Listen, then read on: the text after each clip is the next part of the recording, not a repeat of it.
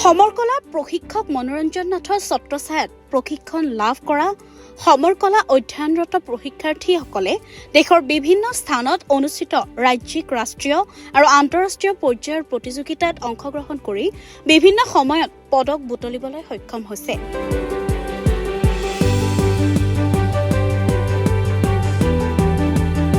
চলিত বৰ্ষৰ আগষ্ট মাহৰ ২২, ২৩ আৰু ২৪ তাৰিখে তিনিদিনীয়াকৈ ৰঙিয়াত অনুষ্ঠিত ৭ম উত্তৰ পূব কুম্ফু চেম্পিয়নশ্বিপ প্ৰতিযোগিতাত গোৱালপাৰাৰ পৰা মুঠ ১১জন খেলুৱৈয়ে অংশগ্ৰহণ কৰিছিল। তাৰ ভিতৰত ১১জনে বিভিন্ন পৰ্যায়ত ক্ৰমে ৮টা সোণ, 10টা ৰূপ আৰু 2টা ব্ৰঞ্জৰ পদক বুটলিবলৈ সক্ষম হৈছে।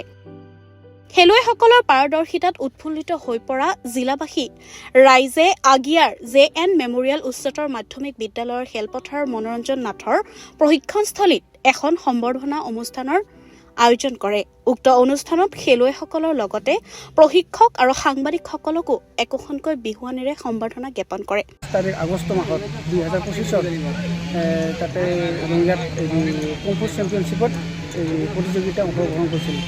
ইয়াৰে অসম, মেঘালয়, মণিপুৰ, ত্ৰিপুৰা, নাগালেণ্ড এনেকৈ হৈছিল। তাৰ ক্ষেত্ৰত অসমৰ হৈ মোৰ গোৱালপাৰা জিলাৰ আগিয়াৰ মই ১১জন প্ৰতিনিধি তাতে লৈ গৈছিলোঁ।